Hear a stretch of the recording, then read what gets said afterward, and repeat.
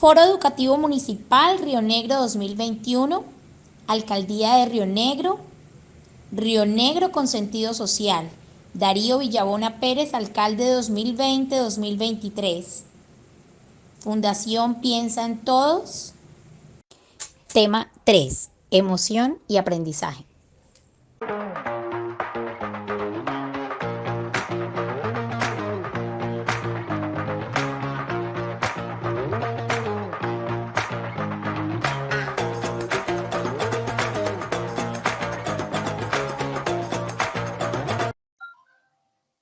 Bueno, muy buenos días para todos. Vamos a mantener los micrófonos apagados. Qué gusto estar aquí con ustedes hoy. La idea es que si en el camino de la presentación ustedes tienen dudas o preguntas, pues las puedan hacer con toda la confianza, o al final también podemos dejar un espacio para dudas e inquietudes. La idea en este momento, bueno, voy a compartirles la presentación. Hablar del tema de información y aprendizaje. Entonces vamos a iniciar, como les decía, pues la idea es llevar la secuencia de los temas que venían trabajando con Zulma, y vamos a iniciar con el tema de emoción y aprendizaje. Yo quise iniciar explicando de manera general qué significa la palabra emoción. Cuando nosotros decimos que alguien está emocionado es porque hay una energía en movimiento. Eso significa la palabra emoción, energía en movimiento. Ni siquiera estamos hablando de si es una buena energía, si no lo es, sino simplemente contando que hay una persona, que hay un ser que está en movimiento a través de una sensación, de una percepción, de un sentimiento, de una conducta, de un comportamiento. Eso es lo que significa la palabra emoción. Ahora, si nosotros ya queremos especificar qué tipo de emociones pueden estar sintiendo las personas en algún momento específico de su vida, pues podemos hablar de las básicas. Hay muchas más, pero vamos a hablar de las básicas y de cómo estas están relacionadas con el aprendizaje y con la enseñanza sobre todo. Entonces, desde las emociones básicas podemos hablar de la alegría, de la tristeza, del enojo, del miedo, del asombro y del asco. Están organizadas en lista, pero no quiere decir que haya una organización jerárquica. Todas las emociones tienen la misma influencia en las personas y en la conducta. ¿Hay alguien? La factura del gas de aquí, María Antonio. ¿Hay alguien que tiene el micrófono abierto? Muchas gracias. Tengan un buen día. Marta Estela, ¿tienes el micrófono abierto? Oye, usted tiene el micrófono abierto, Estela. Los que han actuado mal recibirán lo que se merecen. No sé, si no hicimos 40 veces. 40. ¿Dónde hay uno? ¿Qué va a pasar?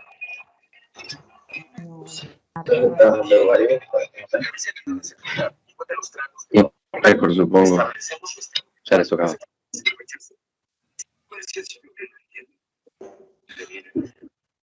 Por favor, desactivar los micrófonos que la doctora necesita iniciar. Gracias. Gracias. Bueno, les decía entonces que las emociones básicas están aquí en la presentación enlistadas, pero no quiere decir que una sea más importante o más relevante que la otra.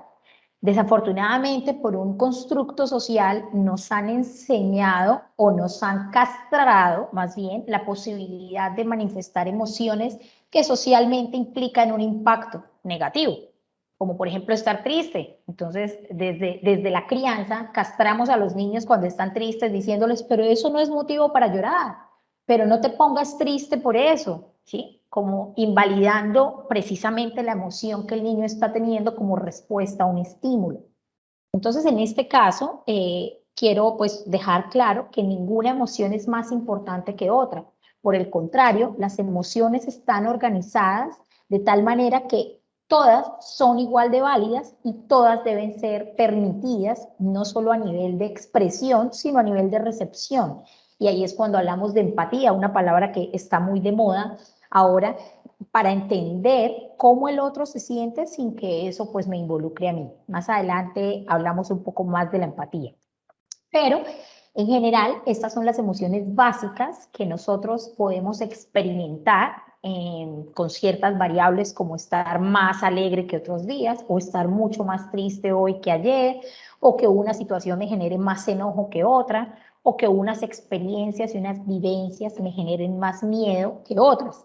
Lo mismo con el asombro o la sorpresa y lo mismo con el asco. Repito, ninguna emoción es negativa, ninguna es mala. Simplemente son formas en las que nuestro cuerpo en movimiento transmite o expresa un sentir. Entonces, quiero que hagamos una reflexión, si tienen ahí donde tomar nota. Solamente quiero que escriban en este momento, ahí en sus apuntes, y al final hablamos un poquito de eso, cómo se sienten en este momento. Voy a dar, eso lo pueden hacer o con una palabra o con una frase corta. ¿Cómo se sienten en este momento cada uno de ustedes? ¿Qué está sintiendo? Curiosidad, de pronto alegría, cansancio, sueño, hambre, los que no alcanzaron a comer nada en el descanso. Pero quisiera que lo escribieran por ahí en un papel. Y ahora más tarde, finalizando la charla, revisamos si todavía esa emoción permanece o si ya hubo una mutación, una transformación de esa emoción. Entonces, 20 segunditos para que anoten cómo se están sintiendo en este momento.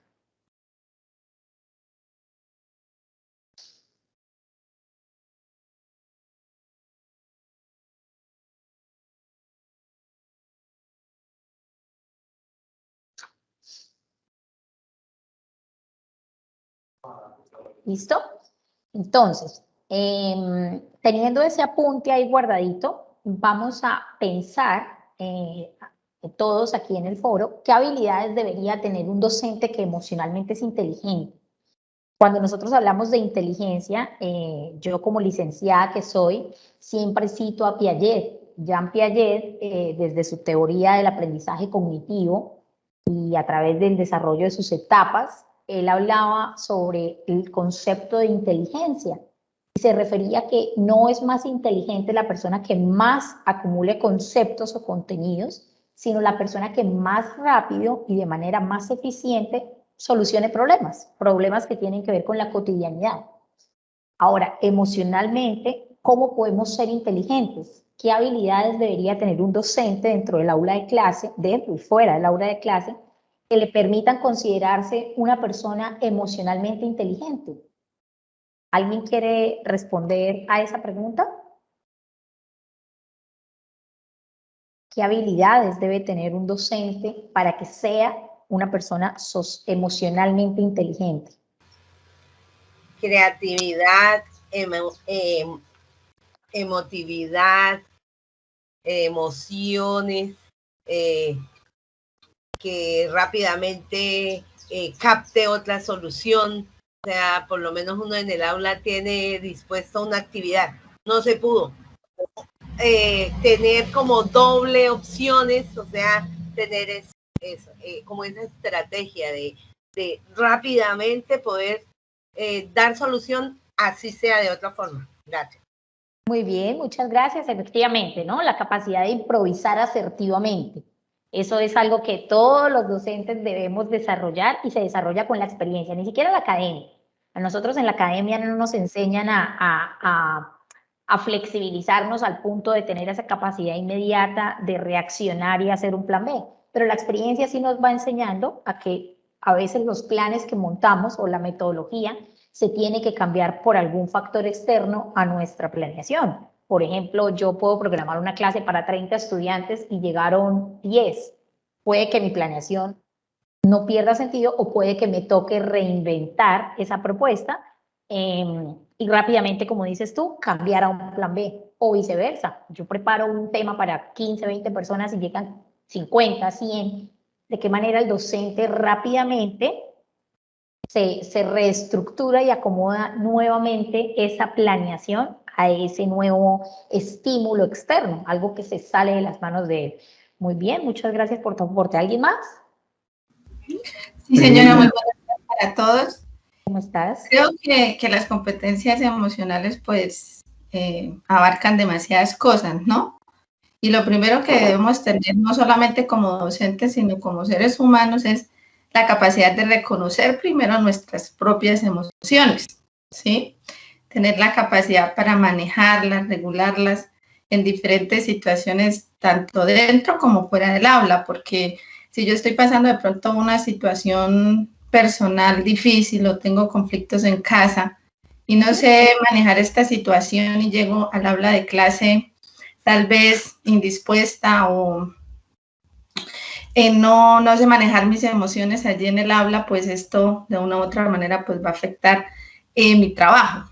Eso por una parte. También la escucha activa es importantísima para que haya una comunicación pues asertiva y positiva con nuestros estudiantes, la asertividad, el manejo de conflictos, la empatía, como usted nos decía ahorita, una palabra que se nombra tanto, pero que cuando la vamos a llevar a la práctica, pues muchas veces no sabemos cómo ponernos en los zapatos del otro.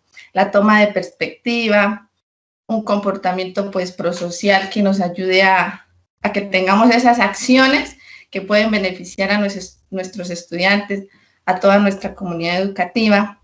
Y pues primero ser conscientes de que yo como persona debo estar emocionalmente estable y tener esas capacidades para regularme, y después con los demás, ¿sí? Porque no puedo pretender estar bien con mis estudiantes, con mis compañeros, cuando personalmente de pronto no he tenido esa capacidad para regular mis emociones. ¿Por qué? Porque no nos han enseñado, ¿sí? Nosotros crecimos en una cultura, creo, donde nos enseñaron más a reprimir nuestras emociones, y es que inclusive pues la educación emocional no es que lleve mucho tiempo, digamos, no llevamos mucho tiempo en esto, entonces no nos han enseñado a reconocer nuestras emociones y mucho menos a manejarlas. Por eso es que es tan importante en nuestros currículos tener, sea transversalizada o sea como un área de lo que son las competencias emocionales. Muchas gracias. Gracias a ti. Tienes toda la razón. Desafortunadamente a nosotros, los adultos que hoy somos adultos, lo que les decía, nos castraron la posibilidad de expresar lo que sentimos, ¿sí? El no llores por eso, y a los hombres también, las que lloran son las niñas. Los hombres no lloran por eso, los hombres no lloran en público. Y ahora esos niños que fueron educados con ese concepto de los hombres no lloran, son los adultos que difícilmente logran entender cuando una mujer manifiesta una emoción de tristeza, por ejemplo, de decepción, de enojo, porque ellos creen que no tienen el permiso para sensibilizarse ante esa emoción. Ni siquiera es culpa como tal del adulto, es culpa de una infancia mal gestionada emocionalmente, ¿sí? Colombia, como ustedes lo saben, es un país bastante machista. En general, todos los países latinoamericanos son muy machistas, pero en Colombia particularmente esa crianza se traslada a las instituciones donde el hombre es el que puede ser rudo a la hora de jugar un deporte, pero las niñas son porristas, o las niñas hacen punto de cruz, o las niñas hacen otro tipo de actividades manuales que no impliquen desarrollo motor grueso, porque no son actividades propias de una niña. Se cierran en la feminidad a ciertas tareas, y eso pues obviamente ha traído o trae en este momento repercusiones en la interacción social y sobre todo en la gestión emocional. Entonces eso que tú mencionas es muy importante, y les comparto una cita de un autor que se llama Pam Leo, que dice que nosotros debemos criar y educar niños que de adultos no tengan que recuperarse de las infancias. Todos nosotros, nuestra generación adulta, en este momento estamos todavía recuperando y sanando a ese niño, a esa infancia que vivimos, en la que nuestras emociones eran bastante castigadas, ¿sí? Va a llorar, todavía llorando, pero deje de llorar. Ese tipo de frases nos enseñaron como que hay un tiempo para llorar, hay un momento para llorar, que si yo necesito llorar me tengo que encerrar y que nadie me vea y que no se me note que lloré, como si esa fuese una emoción negativa, ¿sí? Pero nunca nos dijeron alégrese solo 10 segundos. ¿Todavía está contento? ¿Usted qué hace contento? Entonces, de ahí, la primera diapositiva donde les mostraba que las emociones no están jerarquizadas ni clasificadas en lo bueno o lo malo. Simplemente son formas en las que el ser humano expresa y hace catarsis de una energía en movimiento. Eso es lo que significa emoción. Entonces, efectivamente, las habilidades que debe tener un docente emocionalmente inteligente son todas las habilidades que debe tener un adulto emocionalmente inteligente. ¿Sí? No solo el docente, cualquier adulto. Doctora, perdón, yo quisiera añadir una que en estos tiempos, muchas veces nos pasa a los profesionales por alto. En este tiempo que hay tanta congestión de información, tanto material, tantas nuevas perspectivas frente a la educación, yo creo que hay una que de verdad tenemos que tener muy en cuenta, que es ser ordenado y ser muy organizado, ¿sí? Es una que yo digo que es una cualidad que es para nosotros mismos, es de nosotros, no hacia los demás, ¿no? Sino de nosotros mismos, porque hay veces esas emociones que alteran, ese no sé, ese como estrés que sentimos, hay veces que nos acumulamos las cosas y no somos organizados nosotros mismos, o sea, no tenemos una organización y nos causa muchas cosas en el trabajo, ¿no? Muchos, no sé, como ese estrés que le dio, pero si uno es ordenado, si uno es muy organizado y llega con tanta información, pues desde un punto de vista se va a evitar de verdad muchos percances. Gracias. Sí, gracias a ti. Sí, totalmente, la organización, la planeación, la ejecución. Y ahora más adelante que veamos algo de por encimita de morfología del cerebro, vamos a ver cómo nuestro cerebro también planea desde el lóbulo frontal, planea y está relacionado con las emociones, todo lo que es la planeación, la programación. Nosotros mismos, cuando nos vamos a dormir o minutos antes de dormir, nuestro cerebro empieza a organizar el día siguiente. Mañana me tengo que levantar temprano, que no se me olvide ir a tal cosa, que no se me olvide cerrar la llave del gas antes de salir. Eso es una planeación que se ejecuta todo el tiempo en el cerebro y que está relacionada con las emociones, por supuesto. Eso que acabas de decir es valiosísimo y tiene demasiada relevancia a la hora de organizar una propuesta pedagógica en un ambiente escolar. Cuando el docente tiene claro los recursos, la metodología, la organización del tiempo, del espacio, las variables que se pueden presentar, la diversidad en el desarrollo neurológico de nuestros niños, todo puede funcionar mucho más fácil. Entonces, bueno, voy a avanzar. Beneficios de la inteligencia emocional en la infancia, teniendo en cuenta lo que acabamos de hablar sobre las habilidades que debemos tener los adultos para generar un ambiente emocional adecuado para el desarrollo de los niños. Cuando nosotros generamos en los niños espacios y experiencias de aprendizaje donde validamos y rescatamos la importancia de sus emociones, no solamente estamos criando y educando niños felices, sino que esos niños están estructurando una personalidad sólida para cuando sean adultos. La infancia realmente dura tan poco en contraste con lo que duramos pues en un ciclo de vida normal de adultos, pero es tan importante porque es la base y el cimiento de esa personalidad que tiene que tratarse como una porcelana. ¿Sí? La infancia es supremamente delicada porque el niño no sabe gestionar emociones, está aprendiendo a gestionarlas. Para nosotros los adultos, de repente, escuchar a un niño llorando puede ser agotador según la frecuencia de ese llanto y la intensidad del llanto, ¿no? Entonces, ahí es cuando el adulto pierde la gestión y dice, pero ¿por qué estás llorando todavía? Pero ya, deja de llorar. Pues repito, como si hubiese un tiempo específico para canalizar emoción. El niño puede que esté apenas aprendiendo a gestionar, de ahí tan importante el acompañar la emoción, no el invalidarla, sino acompañarla. Tan sencillo como cambiar el lenguaje, ¿sí? En lugar de decir, por ejemplo, deja de llorar, es entiendo que estés frustrado, entiendo que te sientas triste. De ahí es donde viene la empatía. Es la capacidad de ponerse en el lugar del otro e interpretar esas señales que incluso a veces son no verbales, de esa emoción que la persona está viviendo, en este caso el niño. Yo entiendo que te sientas mal, entiendo que estés triste, entiendo que estés frustrado y aquí estoy, ¿qué necesitas? Puede que el niño no necesite como tal algo, simplemente una compañía, una orientación en esa gestión. Entonces, cuando nosotros acompañamos esa emoción, cuando la ayudamos a gestionar desde la respiración, desde la calma, desde la orientación, estamos generando en esa persona que está en constante construcción de su personalidad, estos beneficios. Primero, que hay menor número de síntomas y menos somatización. A nosotros los adultos nos pasa que cuando estamos cargados de estrés, de ansiedad, de enojo, pues eso se somatiza en el cuerpo y empiezan a aparecer síntomas físicos, como el trastorno de sueño, como la falta de apetito, o por el contrario, el aumento de las ganas de comer. El sedentarismo también hace parte de una respuesta emocional. El contacto físico se puede volver un poco más impulsivo, más fuerte. Entonces el cuerpo empieza a somatizar esa emoción y generalmente pues lo hace de una forma inadecuada.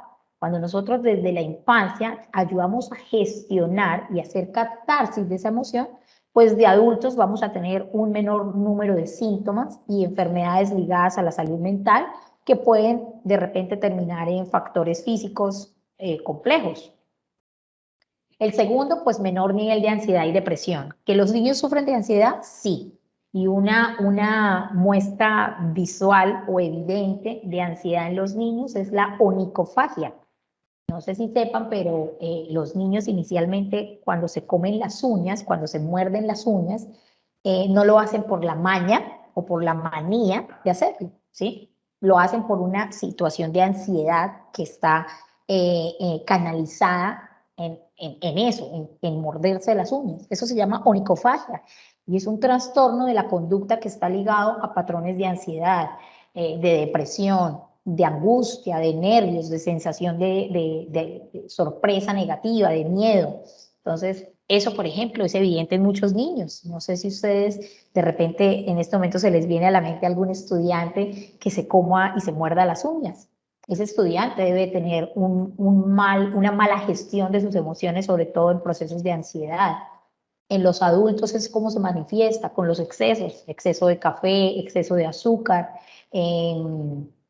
exceso o al contrario, reducción de horas de descanso y sueño. La ansiedad es una de las patologías que últimamente más se consultan en consultorios psicológicos y psiquiátricos.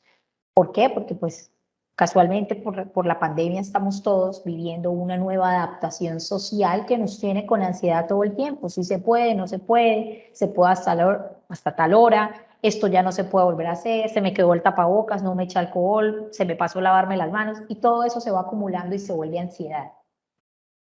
Otro beneficio de gestionar la inteligencia emocional desde la infancia es que hay menos estrés social. Estamos menos a la defensiva con las respuestas de otra persona y dejamos de tomarnos todo tan personal. A veces hay personas que están viviendo una situación específica emocional en nuestro entorno, un compañero de trabajo, el director, el coordinador, la secretaria, y tienen actitudes que las volvemos personales. Y es que me miró feo, y puede que no me haya mirado feo a mí, simplemente que está emocionalmente cargada esa persona que está haciendo una gestión inadecuada de la emoción. Ahora que ustedes intervenían y decían, es que hay que aprender a canalizar y entender que cuando estamos en un ambiente con estudiantes, los problemas quedan afuera. Uy, la persona que tenga el dato de cómo hacer eso, que nos lo cuente, ¿cierto? No es tan sencillo como que los problemas se queden en la puerta y usted entre y actúe acá, porque eso solo lo pueden hacer los actores. Y ni eso, porque muchos actores cuentan que una de las estrategias que utilizan para poder llorar en una escena es precisamente remembrar o recordar escenas personales que les agobian. Entonces, ni siquiera un actor puede llegar al punto de canalizar tanto o de gestionar tanto la emoción. Pues yo llegué a mi lugar de trabajo y diga, listo, llegué a la puerta, en este momento me quito la maleta de las cargas personales y hago como si nada. No es tan sencillo. ¿Sí? No, digamos que no hay una receta o una clave para lograrlo. Y en los niños es mucho más complejo eso, porque un niño que viene golpeado de la noche anterior, o que vive violencia intrafamiliar en casa, o que no desayunó, o que no se bañó, o que no durmió bien, o que tuvo que caminar largas distancias para llegar al colegio, o que lleva varios días sin comer adecuadamente, sin dormir adecuadamente, pues le queda mucho más difícil gestionar ese de puertas para adentro, me voy a olvidar de mis problemas. Mucho más a los niños eso puede generarles una confusión. En el caso de los adultos, pues aprendemos a lidiar con ello, Pero cuando digo que menos estrés social, pues me refiero a que nos dejamos cargar a veces de situaciones ajenas a nosotros que ocurren en el entorno y que las volvemos personal. Es que me miró feo a mí, ¿sí? Es que algo le hice, o yo qué le hice para que me mirara así, o dije buenos días y no me contestó, tan grosera, y puede que la persona ni siquiera la haya escuchado, o la escuchó pero está ensimismada en su situación personal. Entonces, cuando uno logra hacer una buena gestión emocional, se libera de esas cargas que se generan en la convivencia cotidiana del estrés en el trabajo, en la familia, en un medio de transporte, en un centro comercial con un desconocido. Otro beneficio es mayor uso de estrategias de afrontamiento positivo para solucionar problemas. Les decía yo citando a Jean Piaget que el autor dice que la inteligencia no es la acumulación de contenidos, sino la capacidad que yo tengo de solucionar problemas de manera rápida y eficaz. No solo rápida, sino eficaz. Eso es ser inteligente, ¿sí? En mis cátedras en la universidad siempre le digo a mis estudiantes, les pregunto, ¿quién es más inteligente? ¿Un campesino, un agricultor o un médico? Y todos responden en unísono, el médico. Yo, ¿por qué? No, porque ha estudiado, porque estuvo en la academia. Yo le digo, sí, puede que sí, claro, acumuló más conocimiento. Pero el campesino, el agricultor, el trabajador rural, es una persona supremamente inteligente, porque sin toda esa academia que tiene el médico, y digo médico por hacer alusión a una profesión, pero sin tener toda esa experiencia académica, soluciona problemas todo el día, todo el tiempo, ¿cierto? Está todo el tiempo en constante desarrollo de su personalidad y de su carácter, gestionando cómo soluciono aquí, y eso lo hace también una persona emocionalmente inteligente y neurológicamente inteligente. Entonces, cuando nosotros hablamos de estrategias de afrontamiento positivo, nos referimos justamente a la habilidad que se desarrolla con el tiempo de afrontar de manera positiva las cosas que pueden suceder sin esperarlas, sin planearlas, sin prepararnos para ello como tal. Pero eso solo se logra cuando desde la infancia estamos enseñando a gestionar. Quinto, mejores habilidades interpersonales, mejor manejo del duelo, mejor manejo de las decepciones, de las frustraciones. Los niños aprenden todos los días a manejar la frustración, la tolerancia a la frustración. ¿Sí? Se irritan con facilidad cuando algo no les sale bien. ¿Pero por qué es? Porque no han aprendido a gestionar. Y el adulto es clave para esa orientación y ese acompañamiento, porque el adulto es el que le enseña al niño ante una frustración que tiene todo el derecho a enojarse o que tiene todo el derecho a ponerse triste, pero que hay formas adecuadas de manifestar esa emoción. Sexto, menores niveles de agresividad física. Y séptimo, mejor rendimiento académico y por lo tanto en la adultez, pues mejor rendimiento laboral. Esos son como los 7 grandes beneficios que se desarrollan gracias a la gestión adecuada de la inteligencia emocional. Ahora sí, ¿qué tiene que ver todo esto con el aprendizaje? Bueno, pues mucho, en realidad, todo. Los niños no aprenden con culpa, los niños no aprenden con etiquetas. Es que usted siempre es el último en salir. Es que usted siempre es el que entrega de último la evaluación, ¿sí? Ese siempre le está, desde la programación neurolingüística, le está diciendo al cerebro del niño que por qué se queda de último, en lugar de preguntar, oye, ¿cuál es la razón por la que siempre entregas de último? Puede ser porque es el niño que entrega la evaluación de último, porque es el último, es el que mejor la lee, cuando la termina la vuelve a leer, revisa, y nosotros estamos diciendo que eso es negativo, ¿cierto? Porque eres el último en salir. ¿Qué tal que sea el niño que antes de irse verifique que las luces quedaron apagadas, que el ventilador quedó apagado, que todo? Y generamos esa conducta como algo negativo. Es que usted siempre es el que hace, es que usted siempre es el que llega tarde, es que usted siempre, como etiquetando esa conducta, ¿sí? Como si fuese algo malo sin ni siquiera saber cuál es la razón por la que siempre tiene ese comportamiento, por ejemplo. Los niños no aprenden cuando les reprimen las emociones, y de esto ya hablamos, el no llores por eso, pero no es para tanto, pero no es razón para ponerse así. Eso es reprimirle al niño la capacidad o la oportunidad de expresarse. los juicios de valor, las respuestas condicionantes o condicionadas, los chantajes. Si te calmas, te doy un dulce. Si dejas de llorar, entonces sí te prendo el televisor. Eso es un chantaje, porque el niño no está dejando de llorar porque ya haya canalizado su emoción, sino porque, bueno, por fin me van a dar el control del televisor o lo que está pidiendo, ¿sí? Y el mal modelo de gestión emocional. ¿Qué es un mal modelo de gestión emocional? Cuando uno le dice al niño que está gritando, no grites. Entonces, ¿por qué me pide que no grite a través de un grito? ¿Sí? Eso es un mal modelo de gestión emocional. O cuando estamos enojados y cogemos las cosas y las tiramos frente a los niños. ¿Cuál es el mensaje que el niño está percibiendo del adulto? Ah, cuando yo estoy emocionado puedo salir y tirar la puerta. Cuando yo tengo una emoción de enojo puedo salir y tumbar algo. Puedo partir esto, puedo pararme del comedor y decir no como más. Eso es un espejo emocional. Los adultos somos espejos emocionales de los niños. Y como ellos están aprendiendo a gestionar, pues lo hacen a través de lo que observan. Seguramente muchos de ustedes en este momento pueden estar en su reflexión pensando, sí, sí me ha pasado con mi hijo, que cuando yo estoy enojada y cuelgo el teléfono, después lo veo a él tirando el teléfono. ¿Sí? Y es porque, no es porque nosotros seamos mal ejemplo, es porque en ese momento no gestionamos adecuadamente una emoción y por lo tanto el niño lo está copiando y lo está interpretando.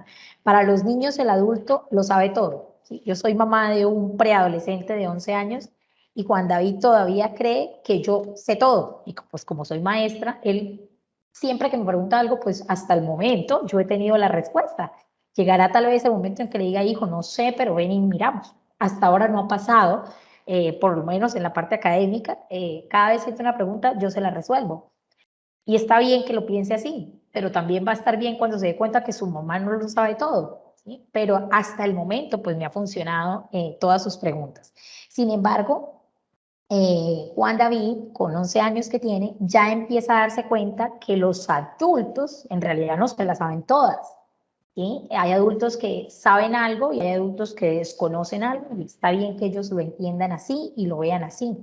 Pero cuando son muy pequeñitos, hablando de primera infancia, entre los 2 y los 7 años, los niños idealizan mucho al adulto y lo llevan a la perfección, sobre todo al adulto que está emocionalmente vinculado con ellos, ¿no? Entonces escucha uno charlas entre niños como, mi papá es el más fuerte y el otro, no, mi papá levanta carros y el otro, mi papá levanta un edificio y el otro, mi papá coge el planeta.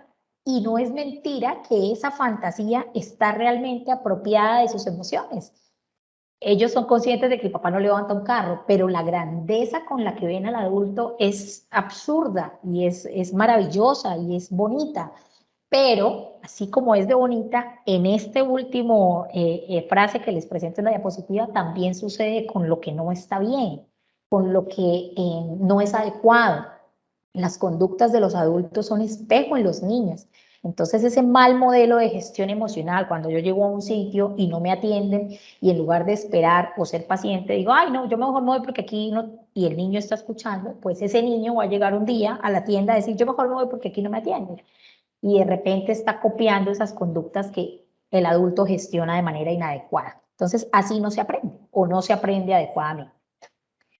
Esta frase que les regalo en esta diapositiva, me encantaría que la pudieran memorizar, ojalá, y enseñársela y hacer lo que hacemos los docentes todo el tiempo, ¿no? Transmitírsela a las personas con las que nos podamos encontrar en el camino. Si nosotros hacemos sentir a nuestros hijos o a nuestros estudiantes que creemos en ellos, esos hijos y esos estudiantes van a hacer todo lo posible por demostrarnos que tenemos razón. Si yo le digo a mi hijo, yo creo en ti y creo que tú eres capaz de hacer eso, su cerebro automáticamente se programa para demostrarme que es verdad lo que yo le estoy diciendo. Pasa mucho con los estudiantes. Si yo le digo al estudiante, pero estudie, porque si así como presentó el trabajo y lo perdió y así va a preparar la recuperación, pues no me imagino. Esa frase hay que generarle una mejor propuesta dirigida al estudiante, ¿no? Yo creo en usted. Yo entiendo que en la anterior evaluación estuvo tal vez descuidado, no la preparó, pero yo creo que usted lo puede hacer bien.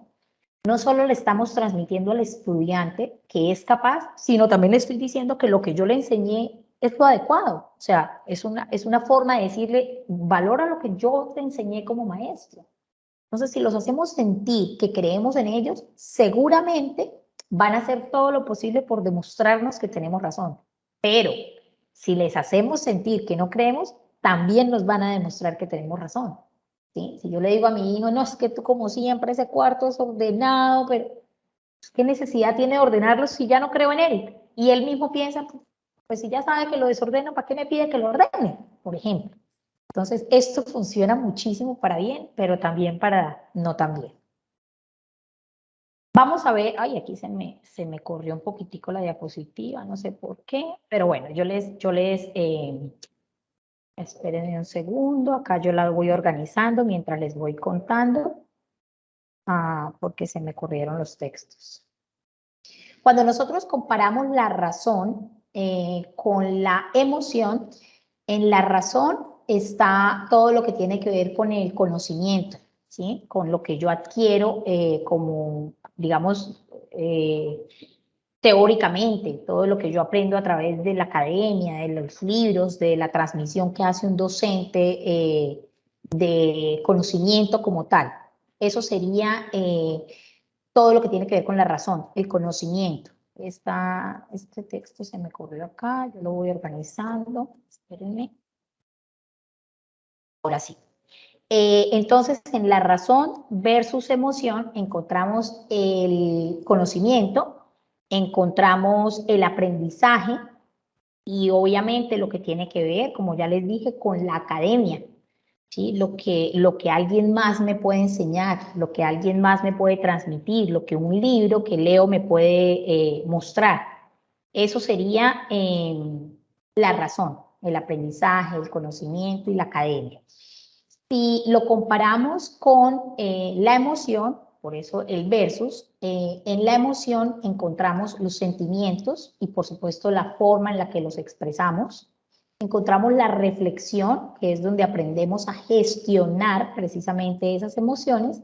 Y encontramos las sensaciones, que son todas esas percepciones que nuestro cerebro tiene de los estímulos del ambiente. A eso le llamamos sensación, a todo lo que nuestros órganos sensoriales pueden percibir. Por ejemplo, unas texturas y cómo eso nos agrada o nos desagrada. Por ejemplo, el clima, cómo el clima nos gusta o no nos gusta y está relacionado con la emoción. Por ejemplo, hay personas que disfrutan mucho de los días soleados porque el brillo del día aumenta las emociones positivas, la alegría, está relacionado con la euforia, la espontaneidad social. En cambio, hay personas que, por ejemplo, el clima frío, el clima opaco, les generan todo lo contrario. Se ensimisman, se guardan emocionalmente, están mucho más cohibidos a expresarse, como hay otras personas que el clima pues les da igual. A eso nos referimos cuando hablamos de las sensaciones, lo que nuestros sentidos pueden percibir. Si algo nos gusta, pues nuestra emoción de respuesta es positiva y es eufórica. Si algo nos disgusta, esa respuesta también es eufórica, como el enojo, la decepción. Entonces, cuando hablamos de razón versus emoción, si ustedes miran ahora el esquema, pues el conocimiento está relacionado con los sentimientos, el aprendizaje con la reflexión de ese contenido, la academia, todo lo que aprendemos en una escuela, en un colegio, en una universidad, en un centro de estudio, en una corporación educativa, está relacionada con la sensación que yo tengo de ese ambiente. Y ahí es donde nos vamos a los pilares. El hacer está relacionado con la razón y el ser está relacionado con la emoción. ¿Hay preguntas hasta el momento? ¿Alguien quiere decir algo hasta aquí, antes de seguir con esta parte ya relacionada con el aprendizaje? No, discúlpame, no estamos viendo la presentación en este momento.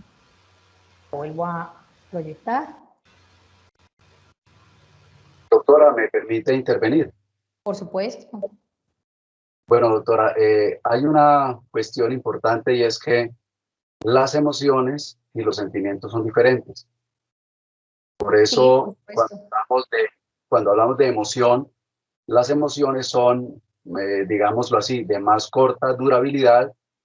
Una emoción puede ser una emoción de alegría, de risa, de rabia, ¿cierto? Sí. Cuando hablamos ya de un sentimiento, los sentimientos son profundos, son de más duración y pueden manifestarse como por ejemplo el amor, el odio.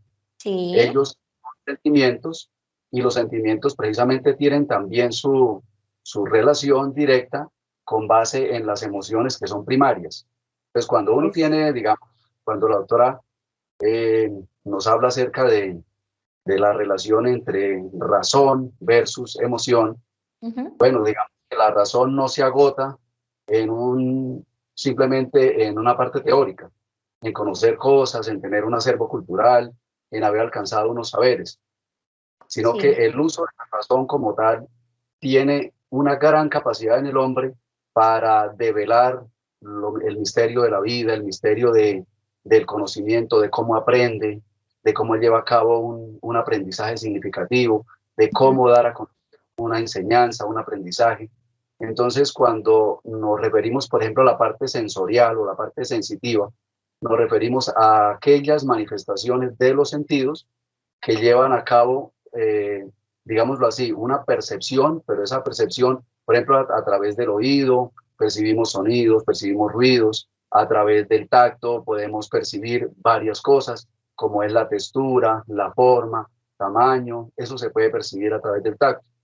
Y, por ejemplo, a través de la vista podemos percibir colores, formas, distancias, y todas ellas envían al cerebro una información, y esa información se llaman representaciones o imágenes.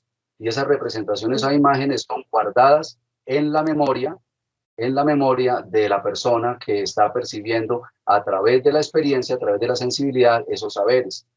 Por eso hace un momento una profesora preguntaba por qué ahora los estudiantes tienen inteligencia a corto plazo. Sí, escuché la pregunta. Es ¿por qué ahora los estudiantes tienen memoria a corto plazo? Yo no puedo tener inteligencia a corto plazo. Yo lo que puedo tener es memoria a corto plazo. Es decir, de hecho, todos tenemos memoria a corto plazo. Tenemos memoria a corto plazo y tenemos memoria a largo plazo. Pero ¿cuál es la problemática aquí con los estudiantes? Que no les estamos ofreciendo tal vez un saber que sea significativo e importante para ellos.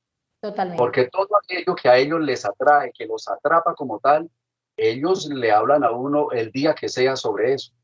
Pero el problema ahora con respecto a la educación virtual es que nosotros tuvimos y tenemos la necesidad y la obligación de replantear los saberes, de replantear las cosas.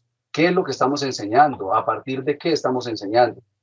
De lo contrario, y de hecho ni siquiera es enseñar, porque enseñar es mostrar cómo se está llevando a cabo la relación del docente con el estudiante, a través de qué medios, si es virtual, cuáles instrumentos, cuál didáctica se está aplicando.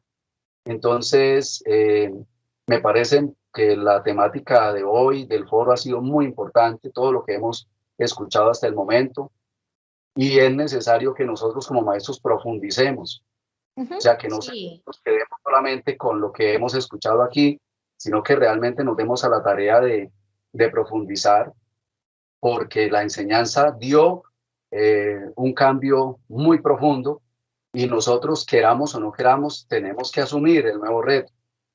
Yo no creo que podamos quedarnos como los egipcios, como los israelitas cuando salieron de Egipto, llorando sobre la leche que había en Egipto, sobre las cebollas y las carnes. Nosotros ya tenemos que asumir un nuevo rol, y es necesario emprender ese cambio. De lo contrario, nos vamos a quedar, digamos, en un pasado que no nos va a llevar absolutamente a nada, y a seguir renegando y a seguir renegando.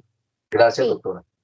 A ti, muchas gracias por tu intervención, tienes toda la razón. Realmente este foro tiene detrás un mensaje, y es generar conciencia sobre los cambios que está teniendo la sociedad, que estamos teniendo todos, y cómo nos tenemos que adaptar y reajustar a esas nuevas necesidades que surgen en la infancia, ¿no? Los niños de ahora no se parecen en nada a los niños o a nosotros cuando éramos niños. Ahora hay mucho más curiosidad por aprender, y eso no quiere decir que nosotros no hayamos sido curiosos, solo que ahora se hace más evidente. El niño todo el tiempo está en un constante, como sensible a los estímulos que hay en el ambiente, y por lo tanto está mucho más abierto a curiosear y a querer saber. Entonces aprovechemos esa necesidad de aprender y de conocer que tienen los niños para ayudarles desde la inteligencia emocional a gestionar eso, que al final se va a convertir en aprendizajes significativos. Todos nosotros tenemos memoria a corto plazo, memoria a mediano plazo y memoria a largo plazo, y eso ya se los explicó Zulma cuando hablaba de ese cerebro y esa memoria sensorial, ¿no? Y a todos nos pasa que de repente saludamos a alguien en la calle y uno empieza, yo a esa persona la conozco, pero ¿de dónde? Y empieza uno, sí, hasta luego, y luego se va uno todo achantado recordando y recordando.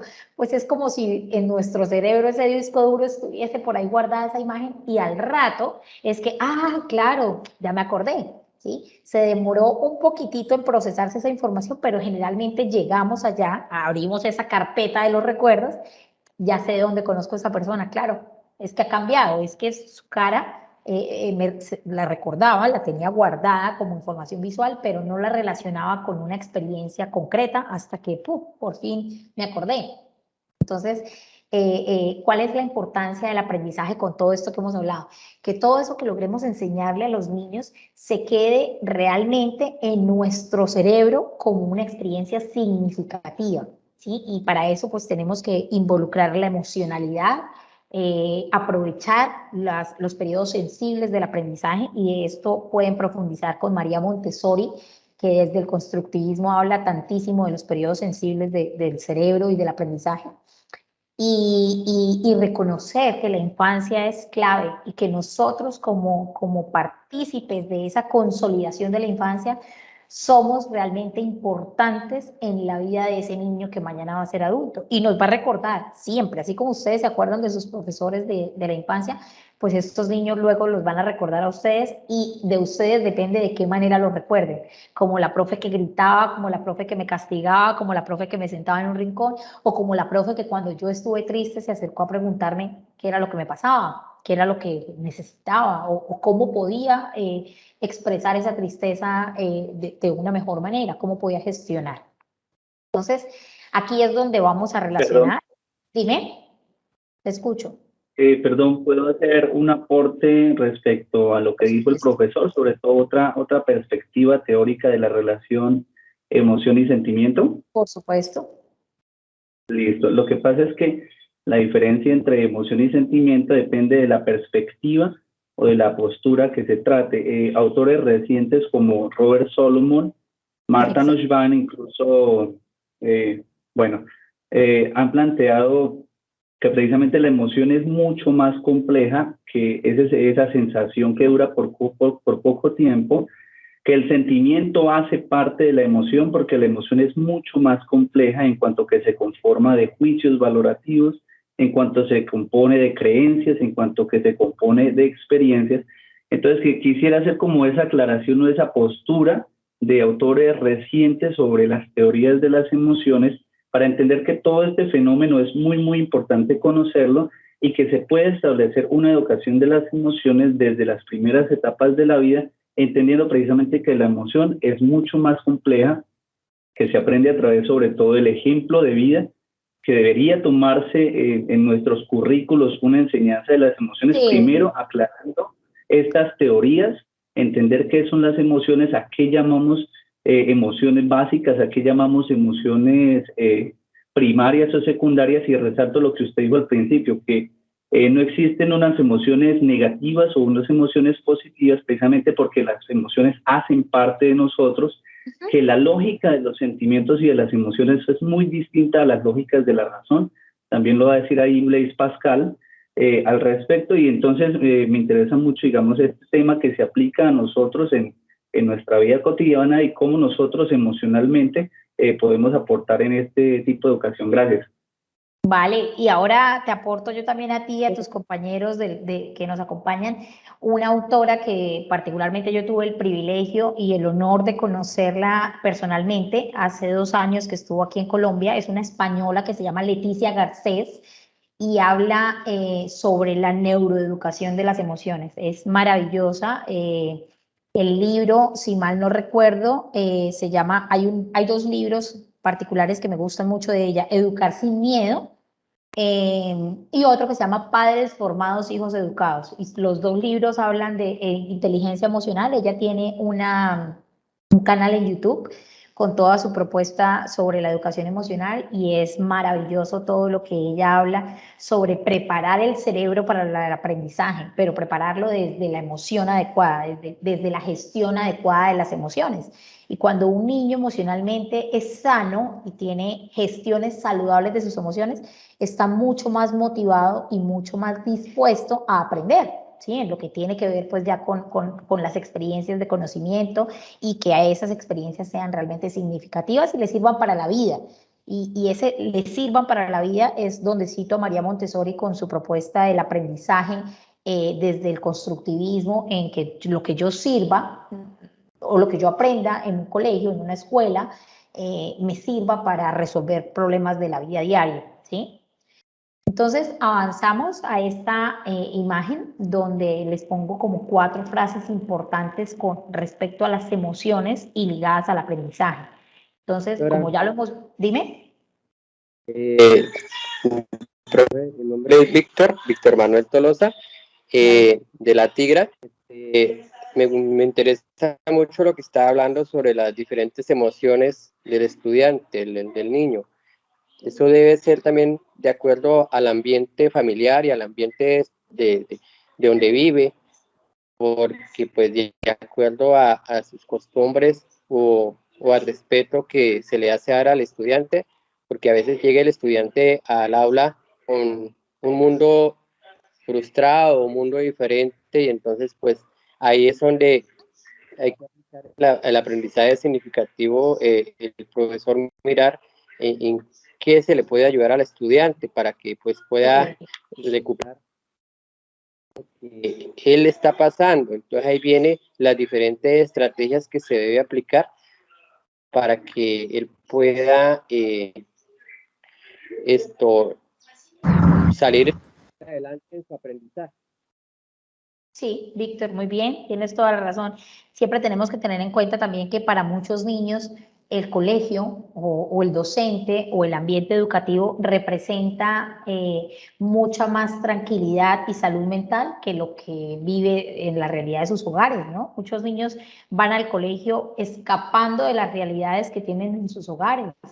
Y encuentran en los colegios de repente entornos no preparados para el desarrollo adecuado de sus emociones y entonces ni en la casa ni en el colegio les estamos de alguna manera robando las oportunidades de aprender a gestionar esas emociones que van a requerirse para el resto de la vida. Entonces, muy valiosos los aportes que han hecho. Muchas gracias. Las emociones en el aprendizaje son de gran importancia, ya lo dijimos, porque a través de la memoria pues facilitan la consolidación de los recuerdos. Y de ahí la pregunta que hacía la profe hace un rato en la intervención de Zulma sobre la memoria a corto plazo. Entre más motivada esté la persona, ¿cierto?, para aprender, pues esos recuerdos se van a convertir en experiencias significativas de fácil recordación. Las vivencias y experiencias que están asociadas a una elevada emocionalidad perduran con mayor facilidad en nuestra memoria. A mí pocas veces me gusta utilizar la palabra trauma, pero si la vamos a resignificar, esta frase que les acabo de compartir está ligada a eso. Todas las experiencias que están asociadas a una elevada emocionalidad, sea de alegría o sea de tristeza, van a perdurar con mayor facilidad en nuestra memoria. Si nosotros empezamos a recordar cuál es la experiencia de nuestra infancia que más atrás recordamos, en más jóvenes, más niños, generalmente es una experiencia con demasiada carga emocional, buena o no tan buena, ¿sí?, positiva o no tan positiva, pero con mucha carga emocional y por eso la recordamos.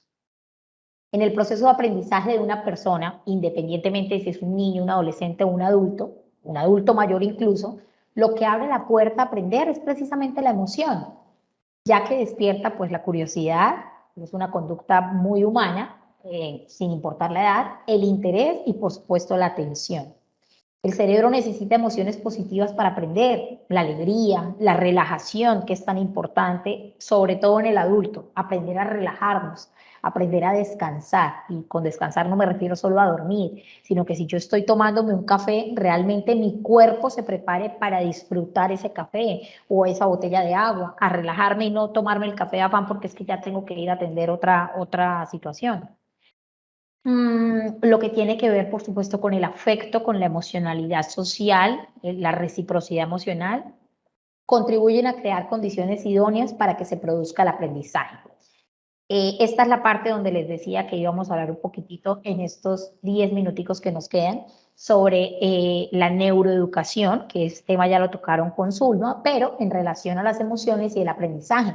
Nosotros sabemos que la corteza cerebral es la encargada de controlar nuestras emociones y obviamente la capacidad que tiene nuestro cerebro de aprender, de desarrollar capacidades cognitivas tales como la memoria, la concentración, la autorreflexión, la resolución de problemas, la habilidad para escoger el comportamiento adecuado. Y esa última es de las más difíciles, porque generalmente reaccionamos por una emocionalidad que no ha sido gestionada.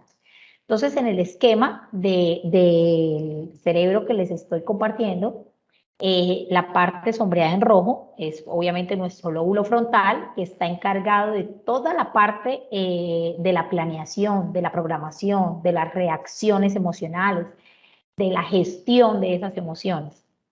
Está también el lóbulo occipital, que es la parte sombreada en verde, que es la que se encarga de gestionar el enojo, de gestionar de alguna manera el estrés, la ansiedad.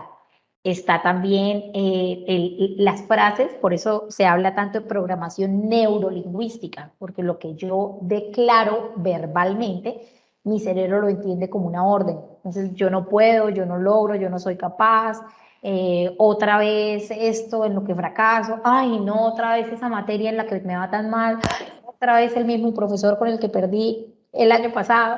Todas esas frases nos indisponen y nos predisponen desde una información que le estamos enseñando a nuestro cerebro a estar prevenidos con una nueva experiencia de aprendizaje. Entonces, lo mismo pasa cuando desde afuera, desde la parte externa, le imprimimos eso al cerebro del niño. Si no eres capaz de hacerlo así, entonces ven y lo haces así, antes de permitirle que fracase, porque es que el fracaso no es malo cuando se aprende a gestionar, antes de permitirle que se equivoque, porque equivocarse no está mal. Realmente nuestro cuerpo y nuestro cerebro aprenden después de una equivocación, después de una experiencia en la que ya fallamos y en la próxima lo hacemos de mejor manera. Entonces hablamos, y para esto también les recomiendo buscar sobre la información de los 3 cerebros dentro del aula de clase, ¿no? Se habla de los 3 cerebros que tenemos los seres humanos. El cerebro humano, que es el que nos diferencia de otras especies animales, y es la capacidad que tenemos de comunicarnos, si no verbalmente, pues de muchas otras maneras. El lenguaje no verbal también es demasiado significativo. La memoria operativa, la lectoescritura y el razonamiento abstracto, que es en la imagen, pues toda la neocorteza o la corteza cerebral externa o la azul, que es lo que nos hace pues humanos. Luego está el cerebro emocional, que es la parte sombreada en rojo, que es el que se encarga de la motivación, del estrés, de las emociones, de la ansiedad, del trabajo colaborativo, del trabajo social. Y está el cerebro reptiliano, que es el que responde por intuición ante un estímulo. Por eso se llama reptiliano. Está relacionado a cómo los reptiles reaccionan ante un estímulo del ambiente y reaccionan de ciertas maneras, ¿no? Entonces los ciclos de atención, cuánto dura nuestro cerebro en una atención específica, en un foco atencional específico en un estímulo, lo que tiene que ver con la actividad física, cómo nuestro cuerpo reacciona cuando hacemos ejercicio o cuando no lo hacemos también, y por supuesto los patrones adecuados de sueño. El sueño es importantísimo para el aprendizaje. Esos niños que se acuestan a las 11 de la noche, 12 y a las 5 de la mañana ya están en estado de alerta, pues no alcanzaron a recuperar realmente toda la energía que durante el día desgastaron y que requieren para tener ciclos adecuados de aprendizaje dentro del aula. Entonces, para terminar, vamos a hablar justo de esas 3. Las emociones, cómo influyen en la percepción, la atención y el aprendizaje. Volviendo a la frase de que sin emoción no hay curiosidad, no hay atención, no hay aprendizaje y por supuesto no hay memoria a largo plazo o memoria significativa. Entonces, en lo que tiene que ver con la atención, la motivación y las emociones hacen que captemos cierta información y no otra. ¿Sí? Cuando nosotros decimos que alguien tiene buena atención, es cuando ante una experiencia con muchos estímulos, la persona es capaz de fijar un foco atencional en uno solo.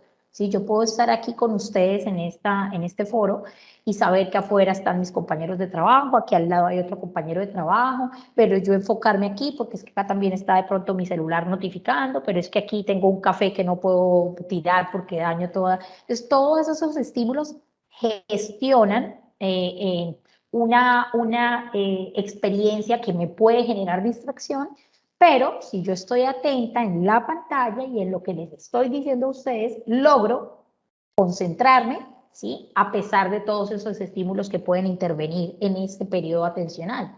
A eso le llamamos atención.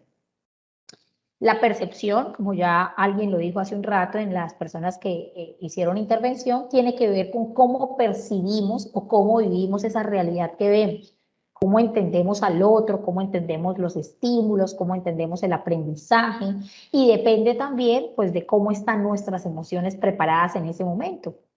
Y el aprendizaje, pues el aprendizaje participativo y experiencial crea motivación. Hay muchas teorías que hablan de los estilos y de las formas de aprendizaje, ¿no? Que algunos somos más visuales, otros son más auditivos, otros son más kinestésicos o están más sensibilizados con el aprendizaje a través de la experiencia de movimiento. Y en eso pues los niños son bastante protagonistas. Entonces, no ocurre lo mismo con el aprendizaje memorístico y repetitivo a como ocurre con la experiencia, con la práctica. Las tareas creativas son mucho más motivantes que las repetitivas. Es mucho más fácil aprenderse las tablas, por ejemplo, a través de una experiencia sensorial o de movimiento que aprenderlas por 2 por 1, 2 por 2, 4, 2 por 3. Y si nosotros recordamos cómo las aprendimos nosotros, pues fue por repetición. Los niños de ahora en los colegios que son tan creativos, las profes, las enseñan a través de música, de un juego, de una experiencia que implica movimiento, por lo tanto hay mayor interacción del niño con ese aprendizaje y se vuelven experiencias significativas. Entonces, ahora sí, que ya terminamos esta parte de la presentación, quisiera saber si hay preguntas, inquietudes, comentarios, antes de pasar al último tema del foro. ¿Dudas?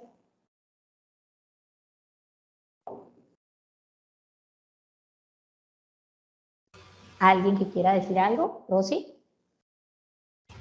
Bueno, doctora, hablando de las emociones y de los sentimientos, hay momentos en las aulas de clases que se presentan diferentes emociones que de pronto se le salen a uno de las manos para controlar, porque esas emociones son diferentes en varios estudiantes en el momento. Sí. Bueno, ¿cómo qué estrategia podría uno utilizar en esos momentos? O sea, una situación generó diferentes emociones. En unos días, en otros rabia, en otros alegría, en otros burla, en otros... Bueno, y entonces, ¿y ahora yo qué hago? O sea, como más o menos algo así como una estrategia como para... Bueno, y entonces, gracias, doctora.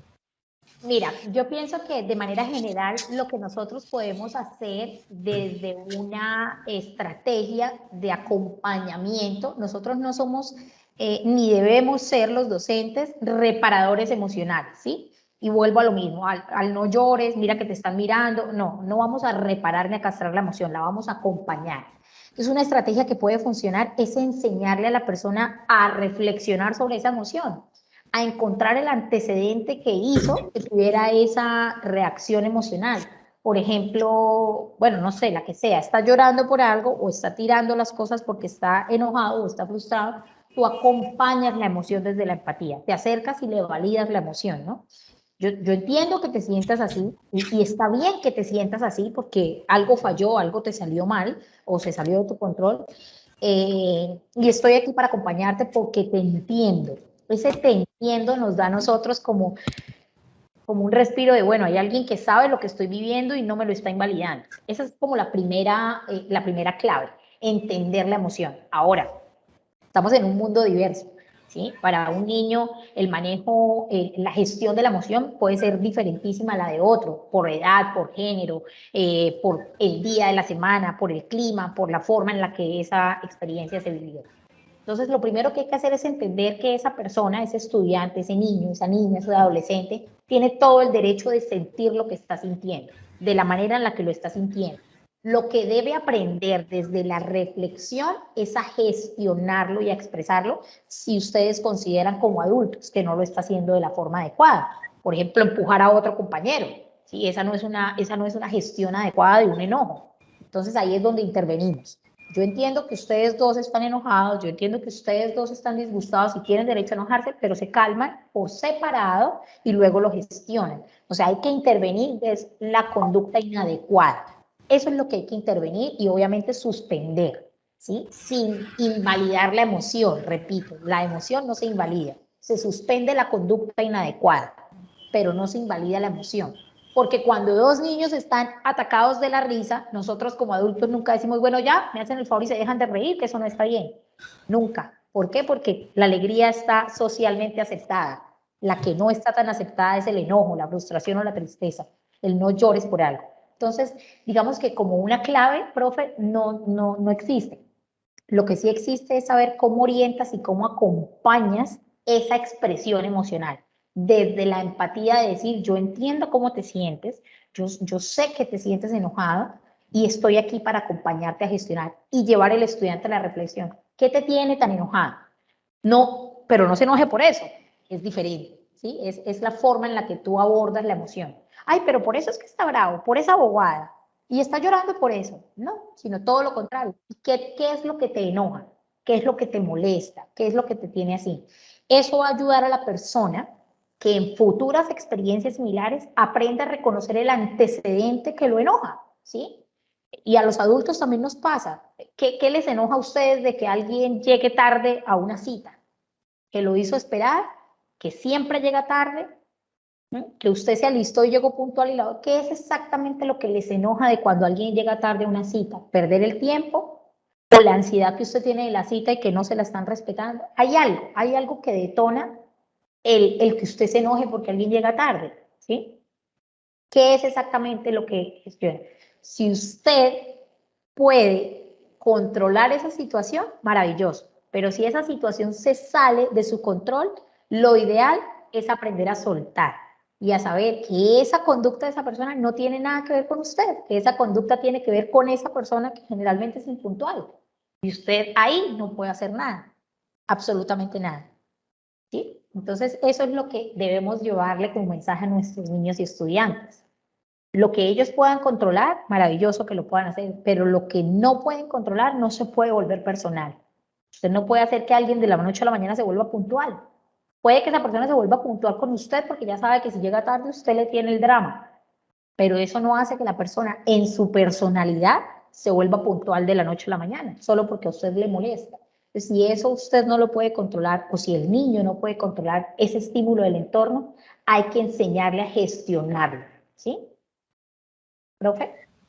Doctora, lo que pasa es que yo le comentaba muchas emociones de diferentes estudiantes en el mismo momento. O sea, sí, lo que usted me explica, sí, cuando el muchacho, pero en el mismo momento. Entonces, bueno, ¿yo qué hago?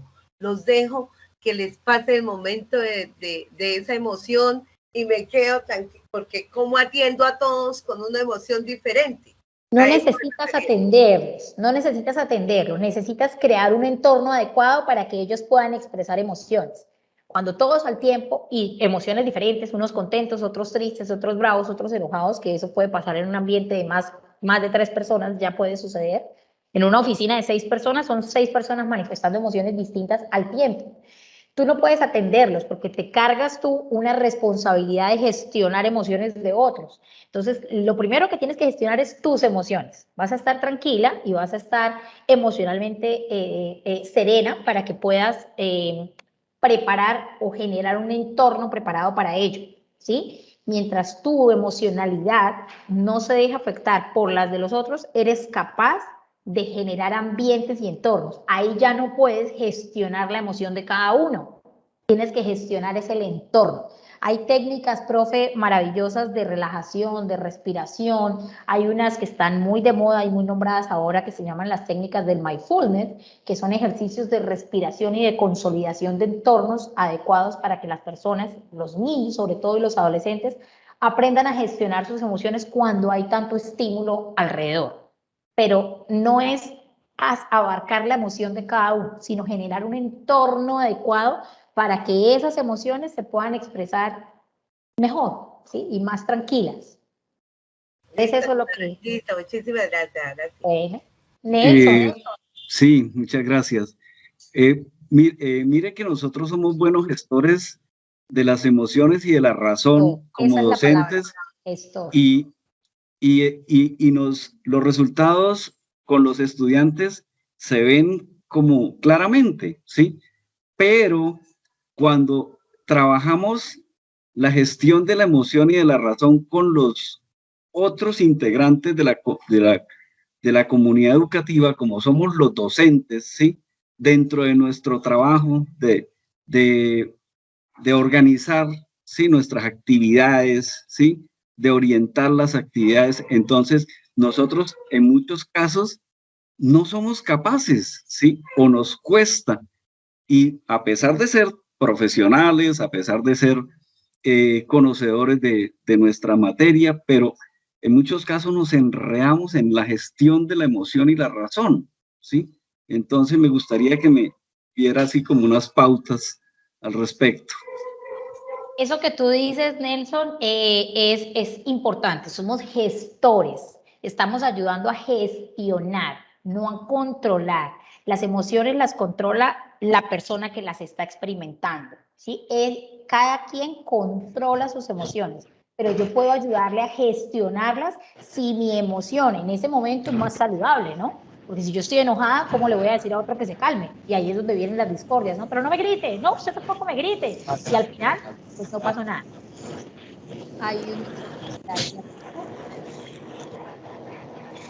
Leonor tiene una habilidad. Entonces, la clave, como le estaba diciendo a Rosy, está en aprender a gestionar los entornos. Nelson, en gestionar el entorno se refiere a prepararnos estratégicamente para que esos entornos sean adecuados.